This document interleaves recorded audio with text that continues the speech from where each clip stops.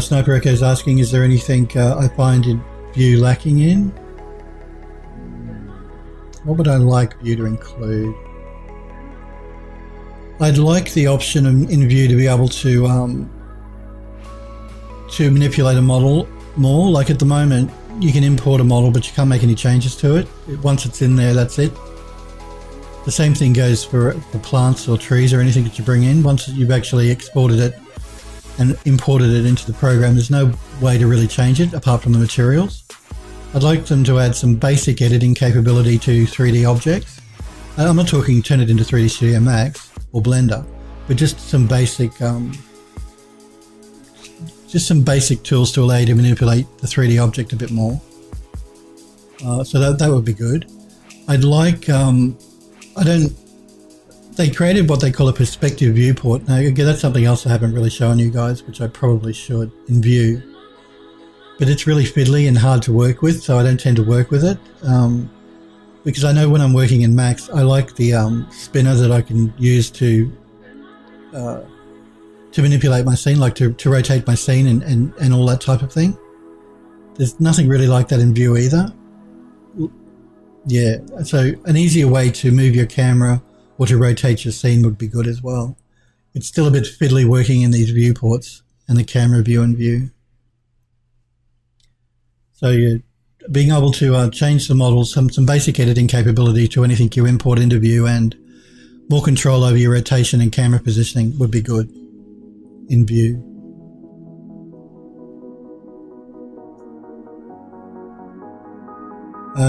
You're saying that Art Deco reminds you of Metropolis, Galen? Yeah, it does. Well, Metropolis is very deco-y, Art Deco-y. It was made around then, I think, wasn't it? 1930s. A lot of people too get confused between Art Deco and Art Nouveau because they are very similar. One just came after the other. I like them both. Yeah, it's not correct, but apart from that, there's not a lot else. I mean, Vue generally, for new features in Vue, I'd like them to be able to add something for streams, for flowing water. They don't really have any way to have flowing water in Vue. So if you wanted to render water flowing over rocks and things, there's no way to really do that without it being a bit of a pain in Vue. So some sort of liquid system would be good.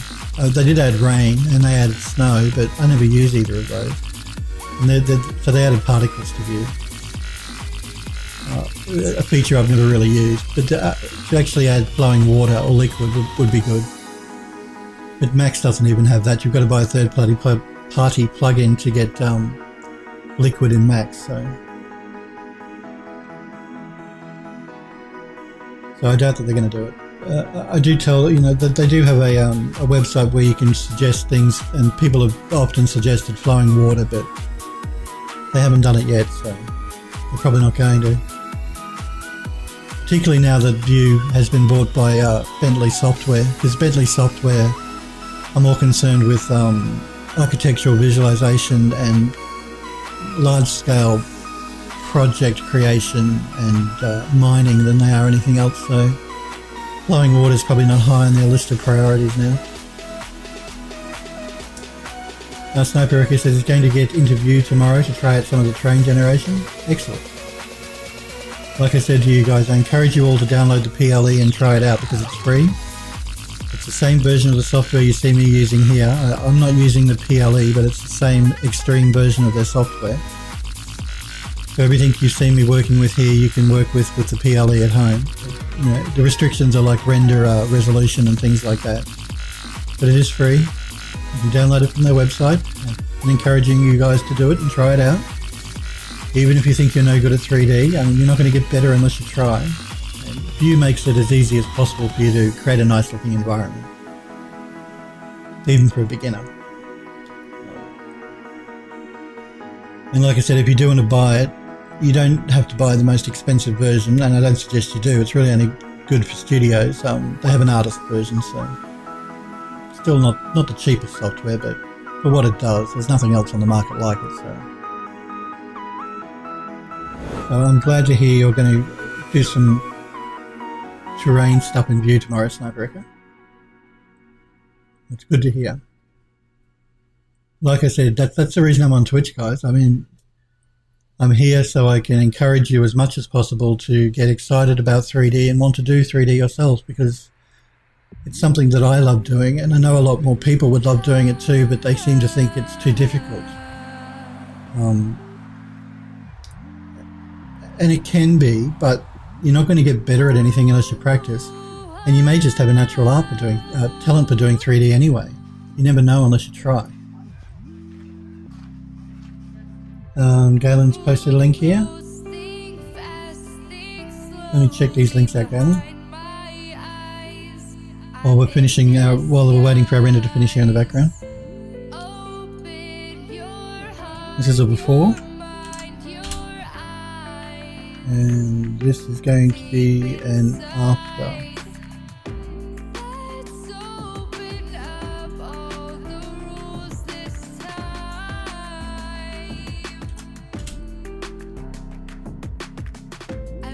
Okay, so we've got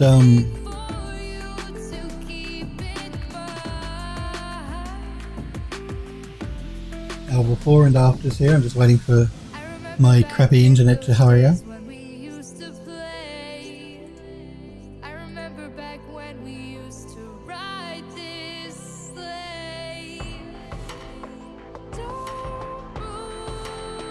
And this is a scene Galen's been working on animation. He's doing, I think, in Blender. Okay, so this was his before, and this is the before, I'm assuming, Galen, with the noise you were talking about going on in the volumetric lighting.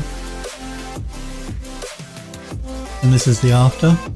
Much nicer, really nice. Much improved. Looks great. Texture's nice as well. I'm pretty sure I've got that right. Tell me if I'm wrong. This is the before.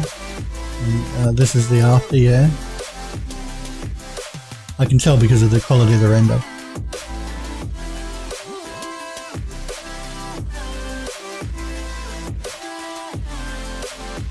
This is the after, yeah. The preview render. I'm assuming it's this one here, because you've got it reversed. I thought so. That's okay.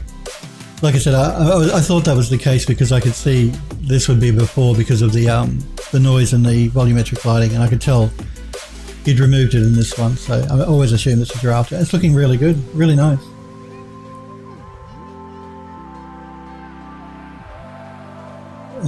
I'll be keen to see it once, because I saw the animation you blocked out, the block animation you created. So it's going to look really nice animated up. And the lighting's looking very nice. The noise is the after, yeah, I thought so. And just a preview render, yeah, that's cool. You're using like an overcast, clouded background by the look of it. Obviously a night scene, so I can just make out some clouds in the background. It's looking very nice, really nice. And it'll look great rendered out. I look forward to seeing it rendered out. But texturing is very nice. Lighting is very nice. Looks great. And it will look wonderful when it's animated. Thank you for sharing that.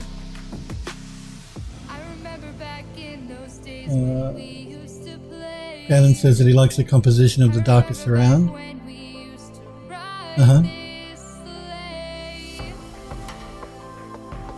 Well, that makes sense. I mean, you wouldn't want a bright background anyway with lighting going on, so it really helps to define the volumetric lighting. So if it was too bright, you would lose that. But it's looking really nice. Very nice. Good stuff. I'm looking at the before pic. Okay, this one you're saying is your after pic.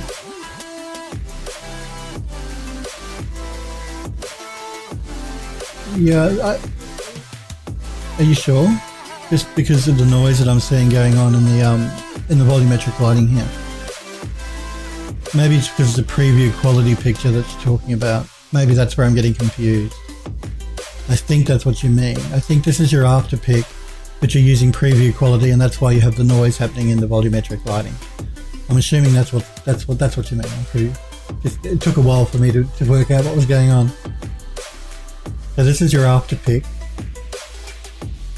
and the after pic is a preview quality render. I understand. Okay. Very good. All right. All right. Now I understand. Cool. So yeah, this is his preview quality render of his after, and that noise you see happening, he'll clean up once he goes to a high quality render. The same thing you'll see with my renders. With my volumetric lights, they were quite noisy, and they'll clean up with high quality renders. I like the reflection you've got going here at the bottom of the bathysphere. That looks really cool. That bit of a green looks really nice. Nice texturing. I really like that. The chain here is looking really cool as well. And you're right, I prefer the darker background as well here through the crates. I think it helps not be so distracting. Having them darker, it makes you concentrate more on the image itself, what you're actually animating into, because you're animating up to this bathysphere. So I agree, the darker makes it look much better. It's looking really good. Yeah, no, I was getting confused because of the noise, and it's just because it's a preview quality render. I understand now. Like I said, it took a while, but I understand. It's looking great, Galen. Yeah, really nice. Nice texturing. Good composition. Cool. Composition's looking nice and balanced, which is, like I said to you guys, always important to make sure anything you're doing is balanced, your compositions are balanced. But it looks great.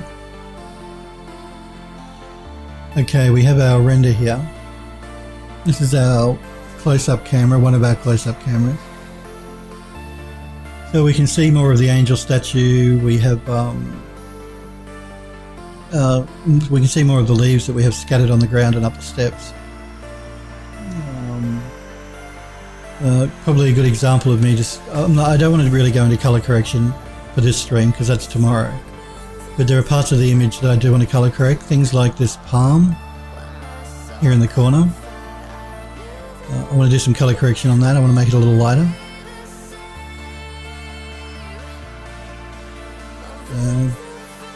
So yeah, I want to... Just a couple of bits and pieces throughout the image I want to do some color correction on. So the palm, the flowers here, the dirt on the ground. So just a few bits and pieces. And again, this is another example of how the God rays can change direction depending on what's actually occluding it in the background. As you see, we have some that are at more of an angle here now than the 45 that we have here. The same goes for the background here. We've got some at more of a steep angle and others not quite so steep an angle. It really does depend on what's occluding the light object. But these close-up renders give us a much better look at the texturing work that we did on the model. Again though, remember these are final quality, views final quality, not our broadcast quality, which I'll be doing after the stream, which will help to clean up this image a bit more. What's Galen saying? The green glow is a reflection of the water down. Yeah, I thought it was, yep. On the image after, on the after image, I like how the shadows kind of point down to the bathysphere. Let me just check this link out.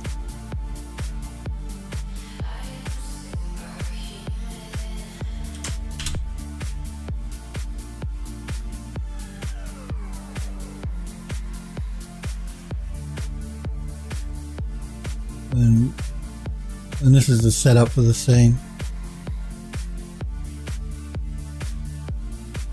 Okay, yep, I can see what you've got going on there. Your light sources here in the middle. background image, and again you see how Galen's background image is a lot larger than his scene. You're going to find that a lot. You're not going to ever want to scale your background to be just covering whatever it is you're rendering, because you've got to remember you're looking through a camera, and your camera is going to see a lot more of the background. So you want to make your background quite large. And you're talking, yeah, I like that reflection from the water. I think that looks really nice, really nice.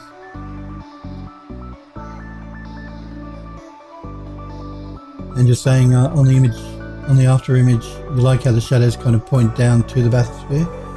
Yeah, I know what you mean. Yeah, I agree. It does. It looks really nice, much better. And that reflection is really nice. It'll render up in a high quality render really nicely.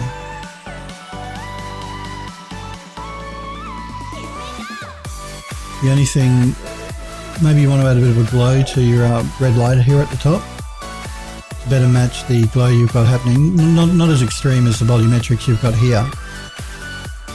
But if these lights are throwing, if you've got fog in your scene, then you might want to put a bit of fog maybe around the top light there. Galen says also it's on the ocean, so you need to see far into the distance. Yep. Yeah, well, no, that's cool. Yep, I understand that. I was just trying to say to you guys that that's why you'll see in my background image here, it's quite large. It looks larger than you would need, you would think, but trust me, as you can see here in the rendered image, this part of the background, this tree, is this tree over here. Now, our scene is that little thing there, and you would think you're never going to see that in our model here. But as you can see it quite well. You wouldn't want the background any smaller. So don't be concerned if your background images are quite large in comparison to the model that you're putting it behind. That is natural and normal, and that's what you want. So.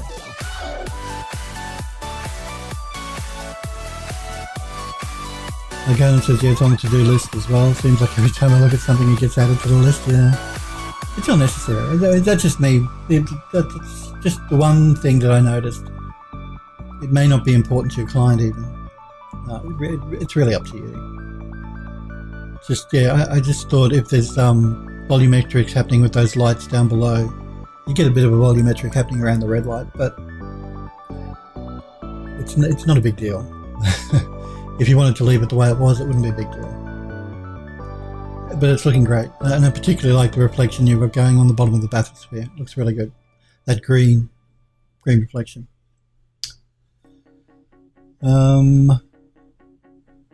We do have. I've shown you renders from 2 of the cameras. We're going to be working with 5 renders. We won't. I don't think I'm going to get a chance to do another render before the stream ends, because we've only got, about 10 minutes or so. And I did want to show you those settings in the render dialog box.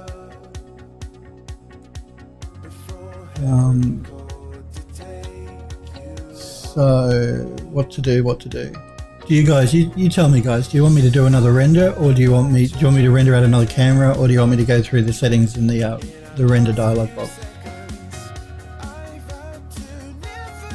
I'm happy either way. If anyone in chat, Sniper or Galen, if you prefer to see another render, or you rather look at some of the settings in the render dialog, I'm happy to do either. And Galen says you'd animate that red light to flash. Yep, I agree. That look good.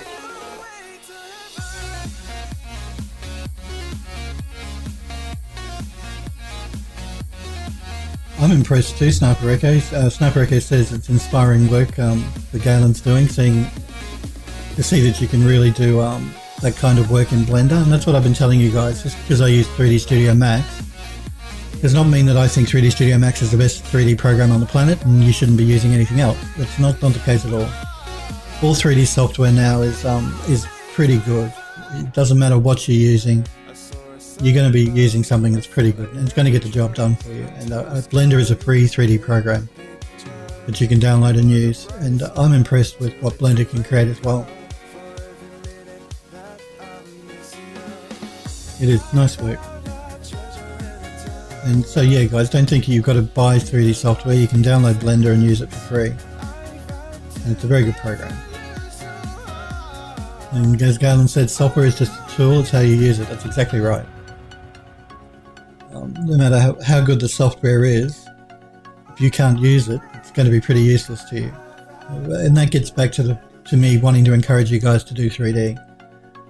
You're not going to get better at something unless you keep practicing at it. It's like anything, you know. You're not going to... It's very rare that you'll be able to jump into anything and be great at it. So if you've tried to do 3D in the past and you thought that you're no good at it, try it again and just keep practicing at it. You don't have to do it for 10 hours a day, 7 days a week. Just on your, on your downtime, when you have a bit of free time, on the weekend maybe, or whenever, after school, after work, load up a 3D program and start playing around with it. You never know what you might create. You might even surprise yourself. And again, that's why as I've mentioned in one of my previous streams, I often see in the design studios, and I've seen it in the studio I work at, when you get a younger designer in, they're constantly thinking they're not good enough because they're comparing themselves to the best people in the world. Now, if you jump on places like ArtStation, you are going to see amazing work. But you have to remember, these are people that have been in the industry for decades. So it's unfair to compare your work to those people. I'm not saying don't aspire to be like that, because do, but don't put yourself down because you can't create work like you see on ArtStation. Alright? Because ArtStation grabs people, the best of the best from all over the world, and the world is a very big place that showcase their work on ArtStation. So you're looking at the cream of the cream of the cream of the crop.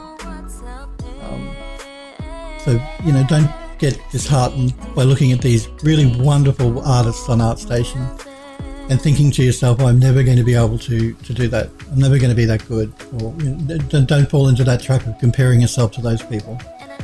By all means, aspire to be like that and to create work like that, but don't put yourself down if you can't. Because it's like anything, you will get better the more you do it.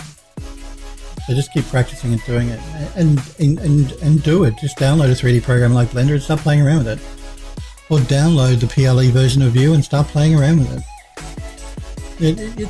3D is fun. It's a fun thing to do. It shouldn't be a chore. It's not a chore. It's something I love doing, and I stream on Twitch to try and encourage you guys as much as I possibly can to see my love for 3D and what I do with 3D in my personal life and in my work as well.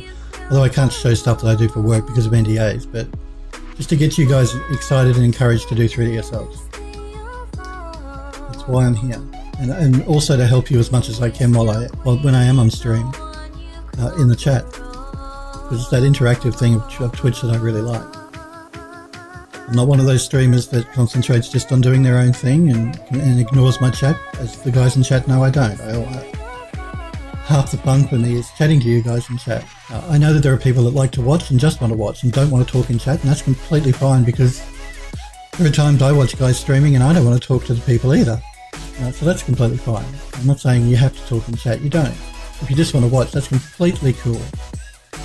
I'm here though for anyone that does want to do 3D and has a problem, or has a question, please feel free to pop into chat and ask me.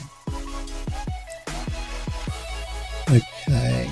Let's just, I do want to go quickly over the settings in the 3D dialog, in the render dialog here. Now, if you're using Vue and you want to do color correction in Photoshop, you do want to make sure that you enable multi-pass. That's the button Enable Relighting that I was showing you to adjust your lighting after the render. You want to make sure Enable Relighting is turned on. That's the button there to reuse indirect lighting, so check that and that will speed up your render times. If you want to do color correction, make sure you enable multi-pass here. You want to go into the edit dialog box, and then you want to select the objects that you want to make sure that you want to be able to color correct in Photoshop. So under render components, I generally don't change any of these. They're selected here, so I would generally deselect rendering components. I don't want to change my atmosphere or reflections or ambient lighting after the fact in Photoshop. Just feel free to keep them checked if you do. Extra components, always make sure Z depth is checked, because we're going to be doing depth of field in Photoshop. I don't do it in my renders, even though you can do it in view in your render. It has an option called motion blur and depth of field. I turn both of those off, because if I want depth of field, I'm going to do it in Photoshop. If I want motion blur, I'm going to do it in After Effects. So if I'm creating an animation and I want motion blur, I'm going to do that in After Effects. I'm not going to do it in view, because it's going to really slow your render down. Depth of field and motion blur in view are going to make a huge dramatic impact on rendering time. So in order for you guys to get your renders out as quickly as you can, because again, I come from a studio environment where time is money, and they want me to get stuff done as quickly as I possibly can, and it's a good philosophy to take for most things, I guess. If you can afford the time, take the time, but things like these renders, you really want to get them rendered as quickly as you can, particularly for an animation. So you don't generally want to be getting view to do the motion blur or the depth of field. Do them post-process. You can do them in After Effects post-process or Adobe Premiere or Photoshop. I'm going to be doing the Z depth, which is the depth of field, in Photoshop tomorrow. So in order to do that, you must make sure Z depth here is checked. I don't generally worry about any of the rest of them, but just Z depth. And then under object masks, that's a mask for every object in your scene. So there'll be one for the path, there'll be one for the terrace, there'll be one for that palm tree, there'll be one for these flowers. You might want to tick everything that you're going to want to do a post-process on, color correction on. Generally for object masks, if you want to go through and choose them individually, you can. The easy way to do it though will just be make sure that you tick object masks, and that will tick everything in the scene. And that way, if you don't use it, fine and good. If you do need it, you've got it ready. So just to recap, nothing under rendering components, that's me. Z depth only under extra components, and then make sure object masks is checked. You want to save it to disk. Now you have an option to save it as separate files or save it as a multi-layer image. If you're working with a lot of objects in your scene, so say you've got maybe 1,000 objects, which is extreme for a scene, let me tell you, you probably wouldn't want to do a multi-layer image because Photoshop won't be able to load it up. Yes, object masks, scaling, that's right, it is awesome. That's one of the reasons I love using View.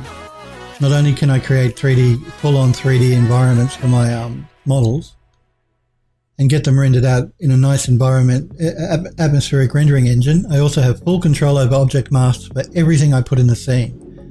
And that's object masks come in really handy to do color correction, because you can focus in directly on just the thing that you want to color correct, which is what we'll be doing tomorrow. So make sure your object masks are ticked. It's a really, really powerful feature in View, and one you always want to have turned on. Again, if you've got too many objects though, don't save out to a multi-layer image. We've got probably about maybe 100 different objects, so a multi-layer image is fine. Or if you've got more, you can save it out as separate files. But I generally save as a multi-layer image. I save it as a PSD file, but you're not limited to Photoshop's PSD format. You can also save in EXR format. I generally save as PSD, but feel free to do either. Gannon's asking, do I typically do vignetting? Yes, I do. I do vignetting. Again, for anyone that doesn't know, vignetting is where you actually darken the edges of your render up.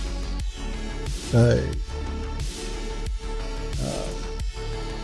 say for our image here, a vignette will be slightly darkening the corners of your image. You do that to simulate more of a real world camera. So yes, I will be doing vignetting. Like I said, I'll be doing depth of field with the Z depth pass that we've saved out from View in our multi-pass file. And I'll be doing color correction on individual parts of the individual objects in the scene using those object masks that, again, View will save out with our render after it finishes rendering in our Photoshop file. Yeah, so we're going to be doing color correction on different parts of the model using the object masks. We're going to be doing depth of field on the image using the Z depth, We're going to be doing vignetting, and I'm also going to do a general color correction on everything once I've adjusted individual parts of the render.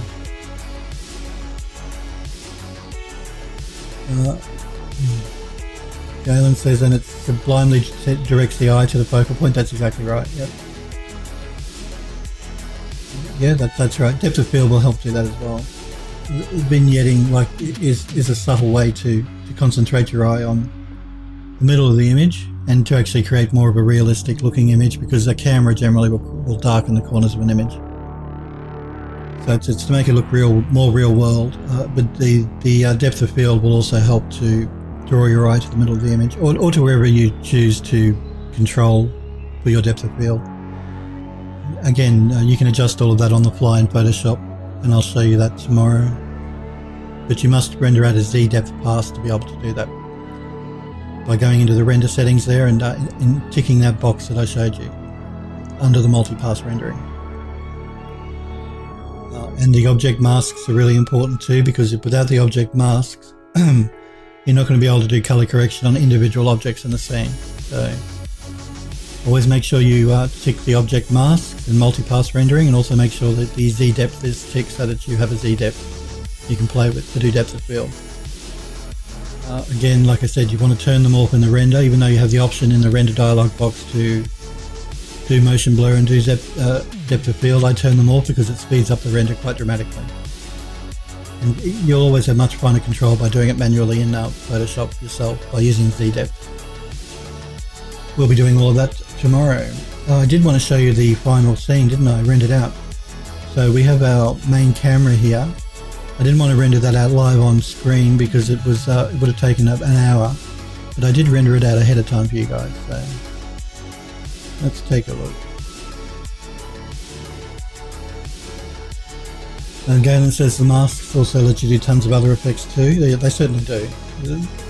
Object masks have 100 uses, thousands of uses. It's a really handy thing to have.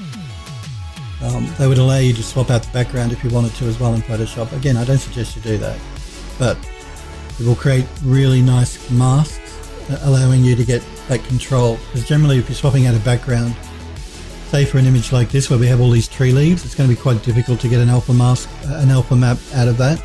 But View does that automatically with an object mask. So swapping out the background is much easier. Even making adjustments to the background, which I'm probably going to do. I may pull the background up a bit, make it a bit lighter. But we'll play with that when we get into Photoshop tomorrow and we start doing our color correction. But I did want to show you guys this. This is a final quality render, not broadcast. I'll do broadcast now once the stream finishes. When I'm doing my video editing, I'll set up the computer to render out in the background, and I'll do a broadcast quality render of all of our different cameras. So tomorrow when I come back on, we'll be jumping straight into Photoshop, and we'll have 5 broadcast quality renders of 5 different cameras that we can start doing color correction on. The reason I want to do it, and I'll be working on all 5 images at once. I do that because it's going to be easier for me to do the same color correction if they're all open at the same time. So we'll be doing that tomorrow. We'll be working on 5 different renders from 5 different cameras at broadcast quality, not this quality that you're seeing here, which is final quality. Yeah, I know, I do too, Galen. Galen says he keeps laughing out loud at final not being final. It's only because View, the people that made the program in View call it final. It's not final quality. Yeah, I know it can get confusing, guys. Generally when you talk about final quality, that's final quality that you're rendering to. When I talk about final quality, I'm talking about View's little setting for final. They call it final quality. It's not final quality. It's not. So I know it's confusing. Always think though broadcast quality. When you're rendering out in View, you want to go broadcast quality. Not final quality, broadcast quality. That's the one you want. Because you'll get a nicer looking image. You'll get rid of the, even in this, what they call their final quality render here, you've got a bit of noise happening through the roots and stuff of the trees and through the moss. I know you probably can't see it on stream because of it's streaming, but trust me, sitting here I can see some noise. it'll clear all of that up, and also with the volumetric lighting here, the God Rays. Yes, they do have an ultra quality as well, Galen. You do, but again, what is the use? No, I would not suggest you go to anything higher than broadcast quality. Let's jump back in here and have a look. Now, yeah, you've got broadcast, superior, and ultra. I generally will never go. I never suggest you go above broadcast. When you start going to superior and ultra, basically all that's doing is it's increasing the settings in the render quality in the rendered atmosphere. So if I jump into my atmosphere here, to increase your quality, you can pull up your quality boost here, and all that superior and ultra do is pull that way up. By doing that, you are going to get a nicer render, but it's going to take days, and you're not going to get a substantially better render than broadcast quality anyway. So my advice really is never, if you want to be able to get your render seen in at least within a week, don't go above broadcast. Broadcast is fine. Generally, your final image render in broadcast. It will take about twice as long as final, but it will look twice as good. Superior will take, twice as long as broadcast, but only look maybe 1/10 as better. And ultra will take maybe twice as long as superior again, and only give you maybe 1/50th of an improvement in the image. I'm still going. I'm just about to finish that Smurfberry barbecue. Good to see you. Thanks for popping in. Always good to see you. Always good to see all you guys. But yeah, don't generally go above broadcast quality. I generally go to user settings most of the times as well, because again, for example, if I choose broadcast here, you see that these are grayed out and I don't have access to them to turn them off. This is depth of field and enable motion blurring. They're selected, but I can't turn them off. And like I've just been explaining to you guys, I don't want depth of field or motion blurring. I'm going to do them in Photoshop in post-process. So in order for me to render in broadcast quality but have access to these settings, I've got to go to user settings, that little arrow, and load broadcast. And that'll give me access to depth of field and motion blurring, and I can turn them all. All the other settings are the same as me selecting broadcast, but I have control over exactly what I want. Smurfberry says he went to the grocery store before coming home and was certain I missed. No, I'm still here, but I'm actually running over past when I normally finish streaming. Just because I did want to explain some settings in the render dialog box and view here, because they're important settings to know about if you're using the program.